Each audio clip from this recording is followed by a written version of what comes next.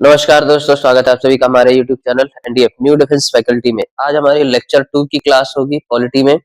आज हमारी लेक्चर 2 की क्लास होगी पॉलिटी में। जो कल हमारा टॉपिक था, चल रहा था हमारा elementary study of Indian constitution and administration. तो ये हमने कल आपको पढ़ा दिया था, बट इसमें कुछ जो है पार्ट जो था कल जो हमने पढ़ाया था वो था पार्ट 1। आज जो हमारा शुरू होने जा रहा है पार्ट 2। ठीक है, तो आ जाइए फिर जल्दी से जल्दी से वीडियो को लाइक करें, शेयर करें और सभी को बता दें कि भाई क्लास चालू हो गई है। शुरू करते हैं आज की क्लास। तो आज की क्लास में हम लोग क्या देखने वाले हैं, एक हम लोग क्विक रिवीजन देखेंगे। सबसे पहले देखिए, क्विक रिवीजन में हमने आपको क्या बताया था, इंट्रोडक्शन टू इंडियन कॉन्स्टिट्यूशन, इसमें की फैक्ट्स बताए थे, ड्राफ्टिंग कमेटी, ठीक है। और फिर आगे हमने क्या आपको बताया था, सोर्सेस ऑफ द कॉन्स्टिट्यूशन भी हमने इसमें आपको बता दिए थे। फीचर, इसके बाद में फीचर्स ऑफ इंडियन कॉन्स्टिट्यूशन भी हमने आपको यहाँ पे बता दिया था कि इसके क्या क्या फीचर्स है।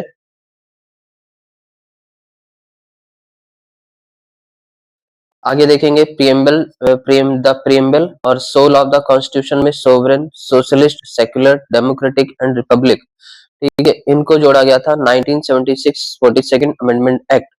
अब फंडामेंटल राइट्स, तो फंडामेंटल राइट्स की बात करें तो कल हमने आपको बता दिए थे आर्टिकल नंबर 25 टू 28 हमने आपको बता दिया था। अब इसी में ही हम आगे आपको बढ़ेंगे, तो फिर से एक बार हम लोग क्विक रिवीजन करेंगे आर्टिकल नंबर 25 टू 28, ठीक है।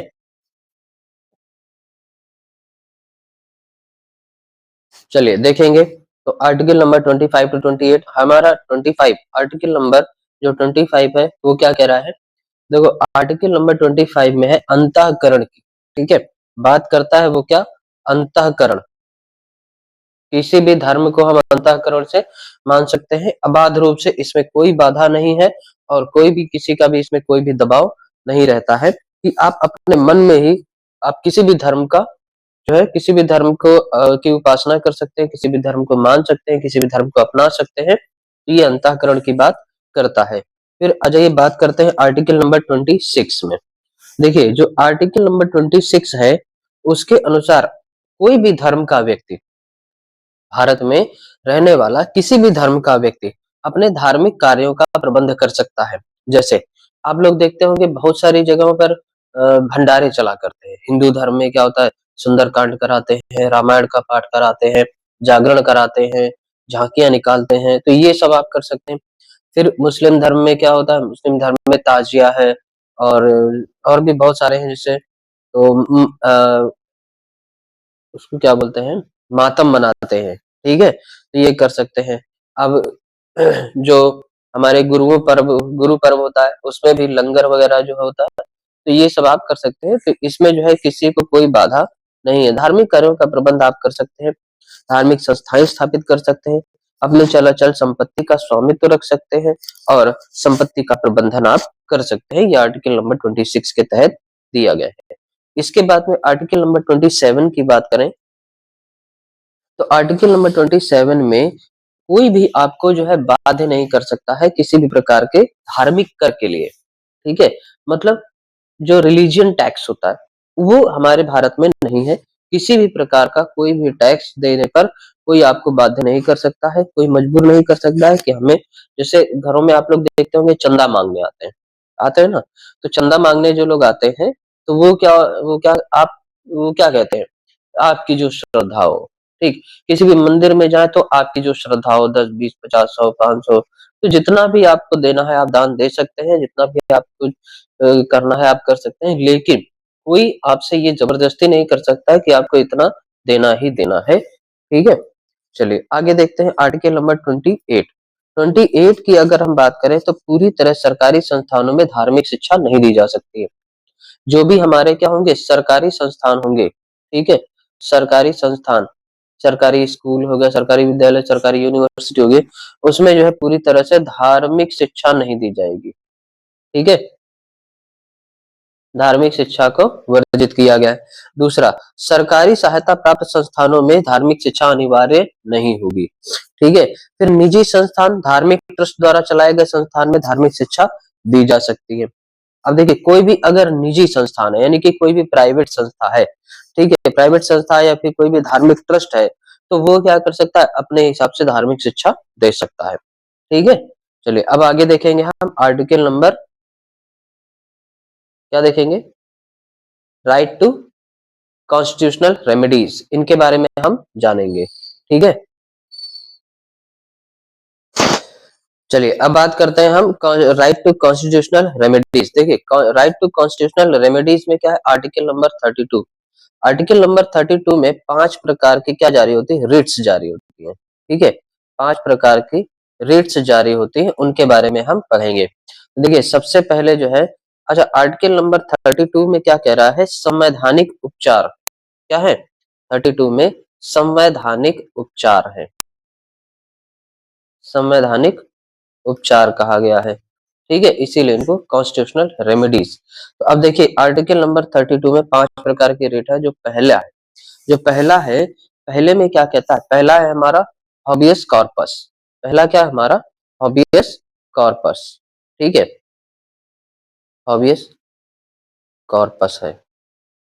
ठीक है, अच्छा हॉबियस कॉर्पस का मतलब क्या होता है कि जैसे मान लीजिए कोई किसी स्टेट की पुलिस ने किसी व्यक्ति को गिरफ्तार किया है। ठीक, इनको क्या किया है, गिरफ्तार किया है, अब बिना कारण बताए। तो इनका जो परिवार है, इनका जो परिवार है वो कहाँ पे, सुप्रीम कोर्ट में। ठीक है, सुप्रीम कोर्ट या हाई कोर्ट में क्या कर सकता है, अपील कर सकता है कि हॉबियस कॉर्पस के तहत अपील कर सकता है कि उसे जो है प्रस्तुत किया जाए, उसे जो है प्रस्तुत किया जाए, सशरीर प्रस्तुत करना। इसमें क्या होता है, सशरीर प्रस्तुत करना। ठीक है, इसमें क्या होता है, सशरीर प्रस्तुत करना।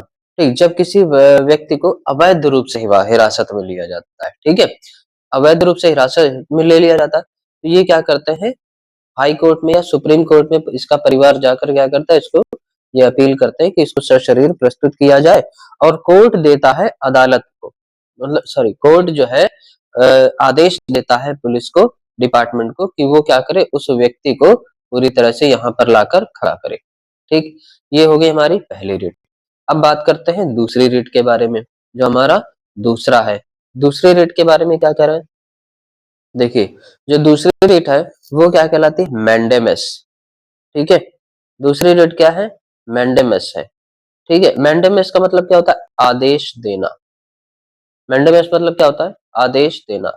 इसके तहत क्या होता है कि अगर कोई भी सरकारी व्यक्ति, मान लीजिए ये चंगूलाल है, ये अपना काम जो है ठीक तरह से नहीं कर रहे हैं, ठीक, तो अब इसमें जो है कोर्ट इनको आदेश देता है, कोर्ट जो होगा वो आदेश देगा। ठीक, हम आदेश देते हैं।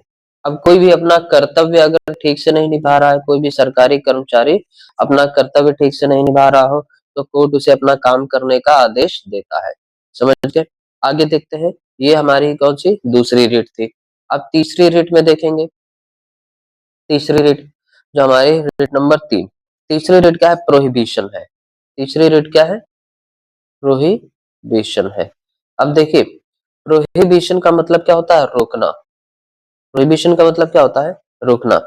अब देखिए मान लीजिए कोई भी अदालत है, किसी अदालत ने क्या किया है, कोई आदेश सुना दिया है, कोई आदेश सुना दिया है, ठीक, दे दिया। अब इसके बाद में उससे जो उच्च अदालत होगी, ठीक, जैसे यहाँ पे कोई हाई कोर्ट आ गया या फिर कोई अभी यहाँ पे डिस्ट्रिक्ट कोर्ट आ गया, ठीक, अब इसके बाद में ये अगर उच्च न्यायालय जाते हैं, यानी कि हाई कोर्ट, कहाँ पे, हाई कोर्ट, तो हाई कोर्ट क्या कर सकते हैं, उस आदेश को रद्द कर सकते हैं, रोक सकते हैं कि अपना आदेश जो है बदलो। वो पूरी जांच होगी, मामले की जांच होने के बाद जो है जब ये देखा जाएगा कि ये क्या है, फैसला पूरा गलत तरीके से सुनाया गया है या गलत है, तो प्रोहिबिशन के तहत आर्टिकल नंबर 32 का तीसरा पार्ट यानी कि प्रोहिबिशन के तहत उच्च न्यायालय उसको आदेश देगा कि अपना फैसला बदलिए या फिर अपना फैसले पर रोक लगाते हैं। आप लोगों ने बहुत ज्यादा सुना होगा प्रॉपर्टीज के मामले में। प्रॉपर्टीज के मामले में क्या होता है कि एक ही प्रॉपर्टी अगर कई लोगों को बिक जाती है, अगर वहां पे कोई भवन निर्माण करवा रहा है, तो वहां पे सीधे आदेश कहाँ से लिया जाता है, हमेशा हाई कोर्ट से लिया जाता है। अगर हाई कोर्ट काम नहीं करता तो वहां पे कौन आएगा, सुप्रीम कोर्ट आ जाएगा। ठीक है, वहां से क्या लेंगे, ये सीधे आदेश ले लेते हैं। तो ये किसका प्रयोग करते हैं हम लोग, प्रोहिबिशन का प्रयोग करते हैं। अब आते हैं, बात करते हैं रिट नंबर 4। तो रिट नंबर 4 जो है हमारी, वो क्या है, सर्टियोरारी। ठीक है, वो क्या है, सर्टियोरारी। देखिए, सर्टियोरारी का मतलब क्या होता है, सर्टियोरारी का मतलब होता है उच्च न्यायालय निचली अदालत के गलत या फैसले को, ठीक है, वो क्या करती है, रोक देती है। समझ गए, फैसले को रोकना। चलिए अब इसमें पांचवी रेट देखते हैं। पांचवी रेट क्या है, पांचवी रेट है हमारी को वारंटो। को वारंटो, को वारंटो में क्या होता है, किस अधिकार से, किस अधिकार से। अगर मान लीजिए कोई भी व्यक्ति है ये, ठीक है, कोई भी व्यक्ति है, किसी कुर्सी पर बैठ गए हैं, ठीक है, किसी कुर्सी पर बैठ गए हैं, तो अधिकार जो अदालत है या फिर जो उच्च है, उच्च व्यक्ति उससे सवाल कर सकता है कि किस अधिकार से यहाँ पर बैठे हो। अब आगे देखेंगे, ये थी हमारी क्या, राइट टू कॉन्स्टिट्यूशनल रेमेडीज। अब आगे देखेंगे हम क्या, fundamental duties and directive principles, इनके बारे में हम पढ़ेंगे। देखिए क्या दे रखा है हमारा, इनसे ज्यादातर क्वेश्चन के ऑब्जेक्टिव में बहुत ज्यादा पूछे जाते हैं। ठीक, आगे देखेंगे। देखिए सबसे पहले हम लोग क्या देखेंगे, फंडामेंटल ड्यूटीज, यानी कि जो हमारे मौलिक कर्तव्य हैं, क्या दे रखे हैं, जो हमारे मौलिक कर्तव्य हैं, उनके बारे में हम पहले जानेंगे। देखिए अगर जैसे हम लोगों को अगर संविधान में क्या दे रखा है, मौलिक अधिकार दे रखे हैं, क्या दे रखे हैं, फंडामेंटल राइट्स, मौलिक अधिकार दे रखे हैं।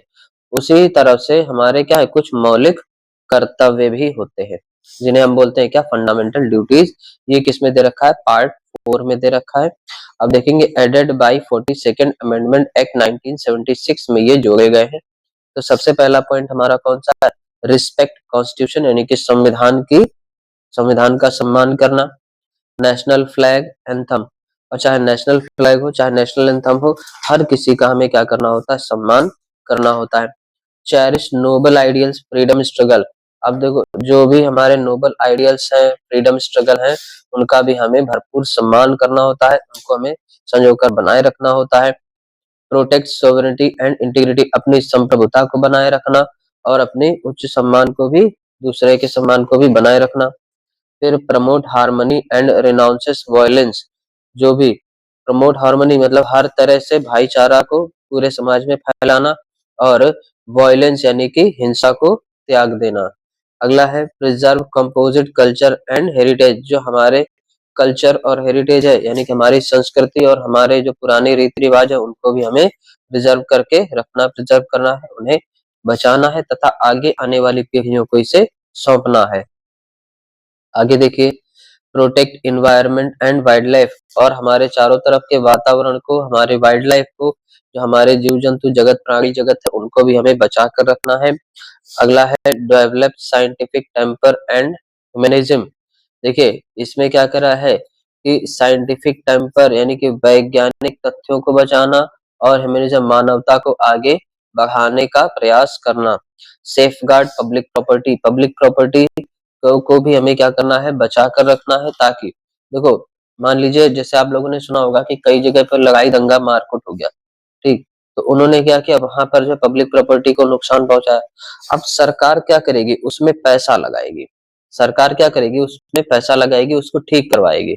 अब वो पैसा मान लीजिए चाहे वो पेनाल्टी ही लगे, चाहे वो उन व्यक्तियों के ऊपर क्या लगे, पेनाल्टी लगे या दंड स्वरूप उनसे लिया जाए, लेकिन उसमें जो लगा हुआ समय है, वो समय अगर हम किसी और जगह पर देते, किसी और चीज को डेवलप करने में देते, तो क्या हो जाता, हमारे पास डेवलप आगे बढ़ता काम।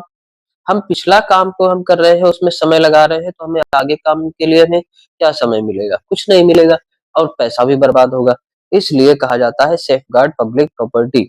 अगला है strive for excellence, strive for excellence मतलब आगे हमेशा उच्चता की ओर आगे बढ़ते रहना।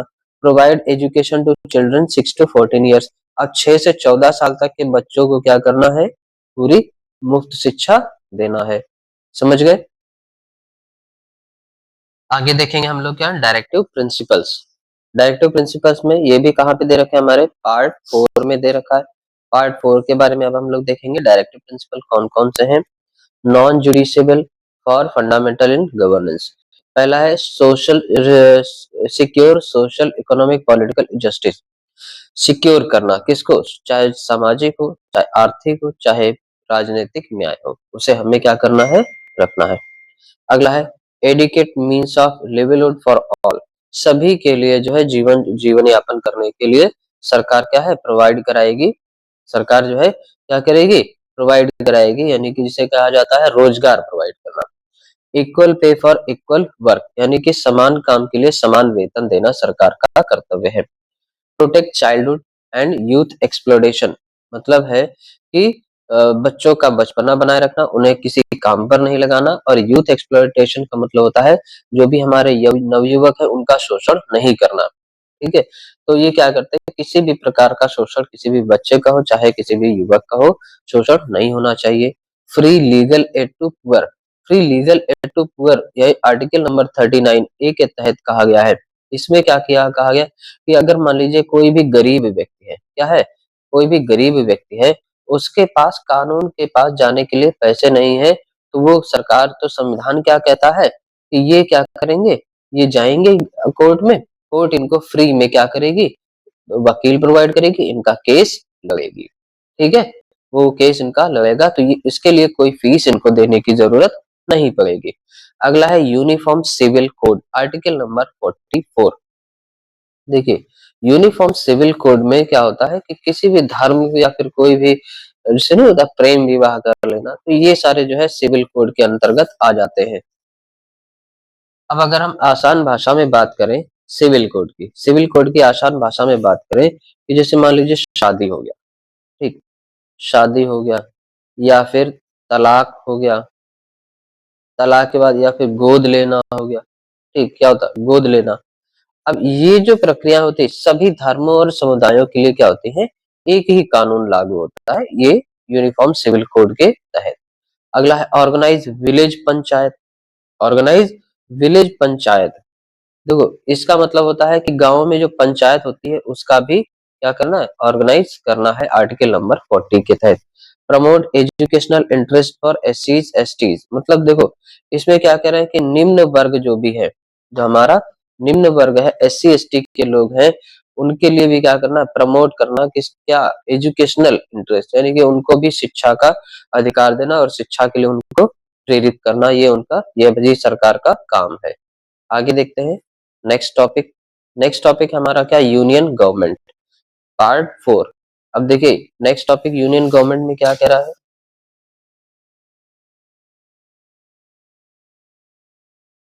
देखेंगे। President of India, president of India की बात करें तो आर्टिकल नंबर 52 से लेकर 62 तक हेड ऑफ द स्टेट। अब देखो प्रेसिडेंट को क्या कहा जाता है, हेड ऑफ द स्टेट। देखिए हेड ऑफ स्टेट का मतलब क्या होता है, वो राज्यों का राजा है, वो क्या है, राज्यों का राजा है। इलेक्टेड बाय इलेक्टोरल कॉलेज, ये मतलब जो वहां पे जो सदन होते हैं संसद में, उच्च सभा या फिर लोकसभा या फिर राज्यसभा, इनके सदस्यों के द्वारा इनको इलेक्ट किया जाता है। कभी सुना है कि प्रेसिडेंट के इलेक्शन में जनता ने भाग लिया है, नहीं। ठीक है, तो यानी कि प्रेसिडेंट का जब इलेक्शन होता है तो उसमें पार्टिसिपेट पब्लिक नहीं करते, उसमें संसद के लोग ही पार्टिसिपेट करते हैं। अब इनका कार्यकाल देखते हैं, 5 ईयर टर्म्स, री इलेक्शन अलाउड। 5 ईयर टर्म यानी कि 5 साल के कार्यकाल के बाद क्या होता है, री इलेक्शन होता है, फिर से इलेक्शन होते हैं। अगर वह व्यक्ति ठीक ठाक होता है, अच्छा होता है, तो उसे दोबारा चुना जा सकता है, अन्यथा उसे पद से हटाया जा सकता है। एग्जीक्यूटिव लेजिस्लेटिव जुडिशियल पावर, उसके पास क्या कार्यकारी शक्तियां भी हैं, विधायी शक्तियां भी हैं और न्यायिक शक्तियां भी उसके पास हैं। जैसे मान लीजिए आप लोगों ने सुना होगा फांसी की सजा, फांसी की सजा रोकने का प्रावधान, रोकने का अधिकार किसके पास है, तो वो राष्ट्रपति के पास है। किसके पास है, राष्ट्रपति के पास है। ठीक, आगे देखते हैं can declare emergency, article number 352, 356 और 360, यानी कि 352, 356, 360 के तहत वो इमरजेंसी डिक्लेयर कर सकता है किसी भी स्टेट में, किसी भी स्टेट में क्या कर सकता है, वो इमरजेंसी डिक्लेयर कर सकता है। अब बात करते हैं हम प्राइम मिनिस्टर की, जो हमारे पीएम सर होते हैं। ठीक, पीएम की बात करते हैं तो article number 74 to 75 head of the government, ये क्या होते हैं, सरकार के मुखिया होते हैं। ये क्या होते हैं, सरकार के अधिकारी होते हैं या सरकार के मुखिया होते हैं। लीडर ऑफ मेजोरिटी पार्टी इन लोकसभा, लोकसभा में जो भी पार्टी होती है उसके जो मेंबर होते हैं उनका जो है क्या होते हैं, ये लीडर होते हैं। अगला है रियल एग्जीक्यूटिव अथॉरिटी, मतलब कार्यकारी शक्तियों के मुख्य अधिकारी कौन होते हैं, हमारे पीएम ही होते हैं। चेयर्स कैबिनेट मिनिस्टर्स, जब भी कैबिनेट मिनिस्टर्स की मीटिंग होगी तो उनके चेयरमैन कौन होंगे, हमेशा पीएम ही होंगे। Link between president and cabinet, अब ये क्या करते हैं, एज अ लिंक काम करते हैं, ब्रिज का काम करते हैं, किसके बीच में, जो हमारे कैबिनेट मिनिस्टर्स होते हैं और प्रेसिडेंट के बीच में, ये दोनों क्या करते हैं, हमारा लिंक का काम करते हैं पीएम। चलिए आगे देखेंगे council of minister. Council of minister में कलेक्टिवली रिस्पॉन्सिबल टू लोकसभा, जो काउंसिल ऑफ मिनिस्टर्स होते हैं पीएम के, तो वो क्या होते हैं, पूरी तरह से रिस्पॉन्सिबल होते हैं, किसके, लोकसभा के रिस्पॉन्सिबल होते हैं। अब cabinet ministers of state deputy, इसमें क्या होता है, कैबिनेट मिनिस्टर्स होते हैं, मिनिस्टर ऑफ स्टेट्स होते हैं और डेप्यूटी मिनिस्टर्स भी इसमें शामिल होते हैं। एड एंड एडवाइस प्रेसिडेंट, अब ये क्या कर सकते हैं, एडवाइस कर सकते हैं प्रेसिडेंट को आर्टिकल नंबर 74 के तहत। अगला है decision making body of union, ये क्या करते हैं, डिसीजन मेकिंग यानी कि डिसीजन ले सकते हैं किसी भी बॉडी ऑफ यूनियन में। आगे देखेंगे हम पार्लियामेंट्री सिस्टम। पार्लियामेंट में देखिए, पार्लियामेंट के हमने आपको क्या बताया था, 3 सदन होते हैं। पार्लियामेंट के कितने पार्ट होते हैं, 3 होते हैं। अब मान लीजिए ये क्या है, हमारी पार्लियामेंट है। पार्लियामेंट में 3 भाग होते हैं। पहला भाग हमारा क्या होता है, लोकसभा, ठीक। दूसरा भाग हमारा क्या होता है, राज्यसभा। तीसरा पार्ट हमारा क्या होते हैं, प्रेसिडेंट होते हैं। क्या होते हैं, हमारे प्रेसिडेंट होते हैं। अब देखिए सबसे पहले हम बात करेंगे लोकसभा, जिसे कहा जाता है हाउस ऑफ पीपुल। इसके बाद में बात करेंगे Rajya Sabha, council of the state. अब देखिए लोकसभा में यानी कि हाउस ऑफ पीपुल में क्या कहा गया है, डायरेक्टली इलेक्टेड बाय पीपुल, ये डायरेक्टली किसके द्वारा, लोगों के द्वारा चुने जाते हैं। डायरेक्टली ये लोगों के द्वारा चुने जाते हैं। फिर इनका टाइम कितना होता है, टर्म 5 ईयर होता है। कैन बी डिसॉल्व यानी कि 5 साल में कभी भी ये क्या कर सकते हैं, डिसॉल्व यानी कि भंग किए जा सकते हैं।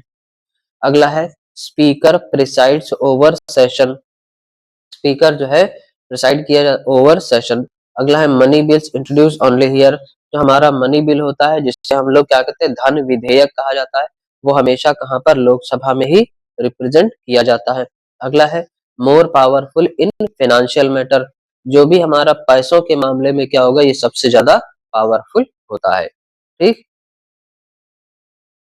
आगे बात करेंगे हम राज्यसभा के बारे में। राज्यसभा को क्या कहा जाता है, काउंसिल ऑफ स्टेट कहा जाता है। रिप्रेजेंट स्टेट, ये किसको रिप्रेजेंट करते हैं, स्टेट्स को रिप्रेजेंट करते हैं। इनडायरेक्टली इलेक्टेड, इनका जो इलेक्शन क्या होता है, इनडायरेक्टली होता है, डायरेक्टली नहीं होता है। अगला है परमानेंट हाउस, ये क्या होता है, ये हमारा परमानेंट हाउस होता है, इसे डिसॉल्व नहीं किया जा सकता या भंग नहीं किया जा सकता है। लेकिन इसमें जो 1/3 जो पर्सन है, 1/3 मेंबर होते हैं, वो हर 2 साल में क्या किए जाते हैं, रिटायर हो जाते हैं। क्या हो जाते हैं, रिटायर हो जाते हैं। Vice president ex officio chairman होता है, जो वाइस प्रेसिडेंट होते हैं यानी कि जो उपराष्ट्रपति होते हैं, इसके एक्स ऑफिशियो चेयरमैन होते हैं। Can delay but not reject money bills, देखिए जो मनी बिल यहाँ से पेश किया जाता है उसको ये लोग क्या कर सकते हैं, सिर्फ डिले कर सकते हैं। वो भी कितने दिनों तक, सिर्फ 14 दिनों तक डिले कर सकते हैं, बाकी अपने आप ये क्या होता है, रिजेक्ट नहीं किया जा सकता है इनके द्वारा।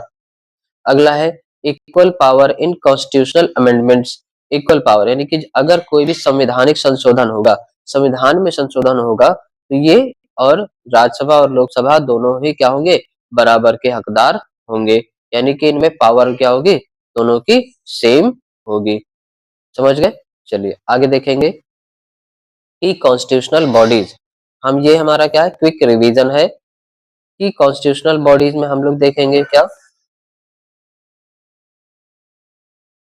सबसे पहले हमारा इलेक्शन कमीशन, इलेक्शन कमीशन जो है हमारा क्या दिया रखा है, article number 324 conducts free and fair election, जो क्या करती है, मुक्त और अच्छे तरह से चुनाव कराती है।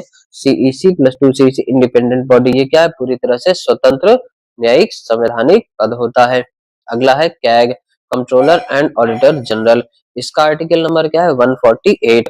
ऑडिट करती है गवर्नमेंट अकाउंट्स का, रिपोर्ट देती है किसको, पार्लियामेंट एंड स्टेट लेजिस्लेचर को ये रिपोर्ट प्रोवाइड कराती है। अगला है सुप्रीम कोर्ट। सुप्रीम कोर्ट में आर्टिकल नंबर 124 से 147 तक का apex court with original appellate advisory judiciary guardian of the constitution, इसे क्या कहा जाता है, गार्डियन ऑफ द कॉन्स्टिट्यूशन भी इसे कहा जाता है, यानी कि संविधान का रक्षक भी इसे कहा जाता है। अब देखेंगे हम लोग क्या, कुछ इंपॉर्टेंट आर्टिकल्स फॉर एग्जाम्स जो सबसे ज्यादा एग्जाम्स में पूछे जाते हैं। पहला है article number 1 name and territory, article number 14 equality above before law, article number 19 6 freedoms दे रखे हैं, 21 में राइट टू लाइफ, 32 में constitutional remedies, article number 51 A fundamental duties, 54 presidential election, 1110 money bill and definitions, article number 124 Supreme Court, article number 163 council of ministers states, article number 213 governors ordinance, article number 324 Election commission, article number 352 national emergency, article number 356 presidential rule, article number 368 amendment procedure, यानी कि संविधान में जो हम कोई भी संशोधन करेंगे तो उसका प्रोसीजर क्या होगा। चलिए अब बाकी जो है हमारी ये क्लास यहाँ से थ्योरी वाली क्लास यहाँ पे क्या होती है हमारी ओवर हो जाती है। अब यहाँ से थ्योरी हमारी क्या हो गई, ओवर हो गई। अब देखिए यहाँ पे थ्योरी हमारी ओवर हो गई, थ्योरी हमारे कितने लेक्चर 1 और लेक्चर 2 ये हमारे दोनों कंप्लीट हो गए। अब बाकी जो कल होगी इसकी क्या होगी, हमारी एमसीक्यू की क्लास होगी, तो देखना ना भूले। तो आप सभी लोग क्या करेंगे, वीडियो को लाइक करेंगे, शेयर करेंगे और चैनल को सब्सक्राइब करेंगे, बेल आइकन जरूर दबाएंगे, तभी आपको क्या मिलेगा, हमारा नेक्स्ट वीडियो का नोटिफिकेशन आएगा आपके पास। अब बाकी हम नेक्स्ट वन पे कंटिन्यू करेंगे। See you on the next one. जिन्हें पीडीएफ चाहिए वो हमें मैसेज करेंगे, फिर हम आपको एक टेलीग्राम चैनल बताएंगे, उस पे आपको सारे पीडीएफ मिल जाएंगे। See you on the next one. Thank you class, bye bye, take care.